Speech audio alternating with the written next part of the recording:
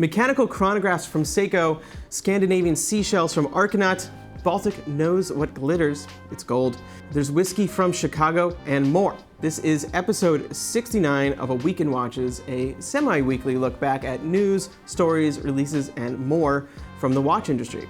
I'm Zach Weiss, co-founder of Worn & Wound, and I will be your host today. It's been a minute since I've done this, and it's pretty nice to be back.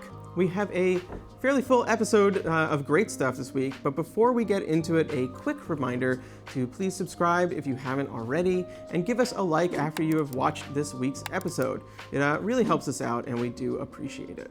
This episode was sponsored by Artem and their hydroflex watch strap. Crafted with a premium FKM rubber base and layered with their signature synthetic embossed material, hydroflex is water-resistant, flexible, durable, and comfortable immediately out of the box, with no break-in period. Stay tuned to later in the episode for more on the Artem hydroflex.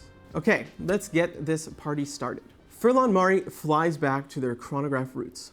Our friends at Furlan Marri are back again with more mechanical timepieces to add to their quickly growing, wildly popular, and slowly moving upmarket vintage-inspired collection. As you might recall, the last time I spoke about them, they had announced their truly remarkable secular perpetual calendar as part of the now postponed indefinitely Only Watch auction. An incredible and rare complication, the secular aspect means it compensates for the once every 400-year skipping of the leap year, a perpetually perpetual calendar, as I might have put. Its creation is, of course, made all the more impressive as it was by a very young brand whose previous watches were all under 2K. When Furlan Mari made their debut, they did so with a series of mecha quartz chronographs styled after the Patek reference 1463 Tasty Tunde.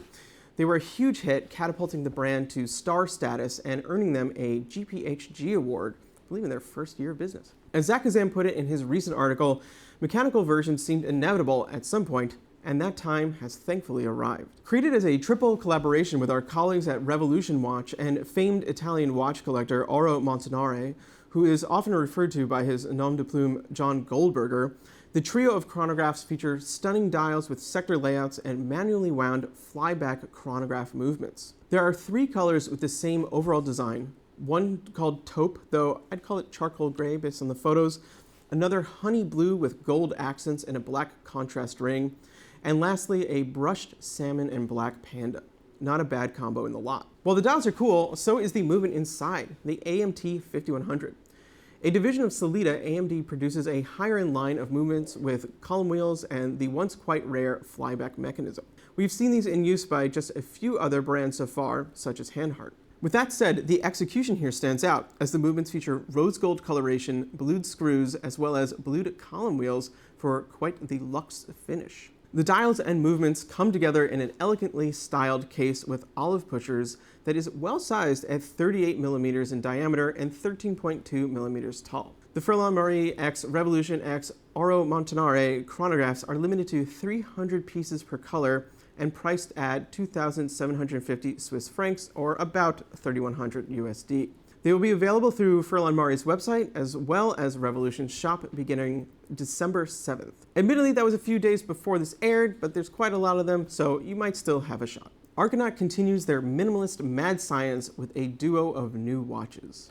Called Havender and Clint, nice names, these new watches by Arcanaut are more than meets the eye.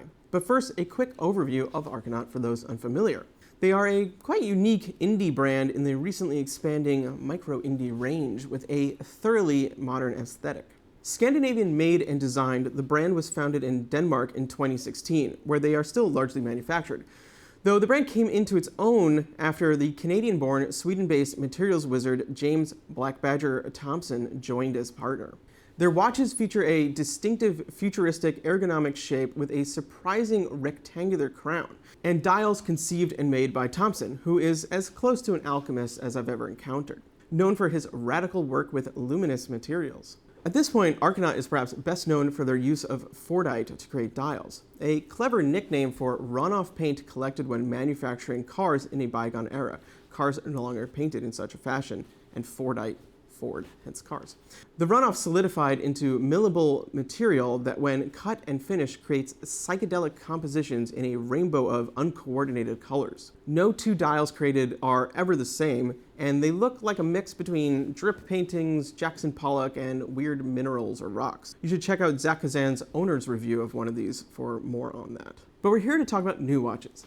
Part of their Dark Colors collection, and that's dark spelled D-arc with an apostrophe, which feature dials with a far more straightforward design, but still a very interesting use of materials. The Havender appears to have a dark, matte purplish blue dial, almost an indigo tone, that upon closer inspection has a subtle non-regular grain, almost like paper pulp. Well, this dial is actually made out of mussel shells. Rather, not just mussel shells, but locally sourced Scandinavian mussel shells. Conceived and created entirely in-house, it's a material that no other watch brand, or company in general, as far as I know, has access to. I told you, Thompson's a bit of an alchemist. The Clint is the more subtle of the two, appearing simply as a frosty white surface. Well, it's actually a titanium dioxide composite. While you might think you're unfamiliar with this material, it's widely used in pigments and paints, as well as in some foods, such as those delicious sour crawler gummy worms. According to Arcanaut, it was the only material that gave them the texture and shine they were looking for. Both watches are priced at $3,950 and are quite limited in production. The Havender is limited to 33 pieces total, while the Clint is limited to 25 pieces in 2023, with more coming eventually. If you're interested, check them out at Arcanaut's website. Baltic enters its golden years with a graceful trio. Okay, this will be a quick one. Baltic, the affordable watch aficionado's favorite French brand, sorry I couldn't think of another word with F to end that with, has launched a new colorway for 3 of their watches, creating a capsule collection of sorts. Simply put, they've taken 3 of their popular vintage-inspired designs and put them in black tie-ready gold and black trimmings. You'll find their lovely 38mm sector-dialed 3-hand HMS O2, its chronograph sibling the Bicompax O2, and the 36mm Calatrava-invoking micro-rotor automatic-powered MR01, all clad in gold PVD with black dials and brown and gold accents. While not a groundbreaking concept, they do look rather sexy. I'm a fan of yellow gold watches, as well as black and gold dials, so these do resonate with me quite a bit. And the Breguet numerals on that MR01 are really calling out to me. I guess I'll have to invest in a tuxedo as well. This is a different method of launching watches for Baltic, and sort of an uncommon one in general, and I have to say I like the approach. Rather than a new watch, it's a theme, an aesthetic that works on more than one of their designs, which works as they all sort of share retro DNA and generally a more formal feel. The black and gold series are available to purchase now and are priced the same as others in their respective collections. The MR01 and Bicompax versions will begin delivery this month, and the HMS will begin in January. Before we move on, here's a word from this week's sponsor. Artem's finest work to date, the hydroflex watch strap, has features including every facet down to the subtlest elements have been curated with intentionality. Thickness tapers from approximately 5.35 millimeters at the lugs to about 2.55 millimeters. Straps are fitted with premium quick-release spring bars. The straps are available in gray, green, blue, and black, and soon sand beige. They are water and dust resistant, perfect for swimming or trail adventures. A premium 316L stainless steel tang buckle is provided with every strap. It's also compatible with the RM style deployant clasp, which is available for an additional $73 US. Currently available in 20 millimeters, hydroflex straps will soon be available from 19 to 22 millimeters before 2024. Price starts at $218 with free express worldwide shipping. And now back to this week's show. Arcanaut needs to see some ID. Well, not literally, but the Chicago-based brand's newest collaboration can only be purchased by those 21 and over. Let me explain. Arcanaut are big fans of whiskey, hence, I believe, the oak in their name.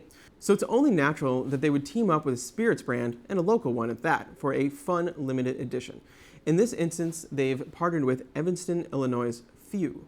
For those unfamiliar with the geography of Chicago, Evanston is literally the first town north of Chicago, and it's basically just connected to the top of the city. Like you cross the street and you're in a different town.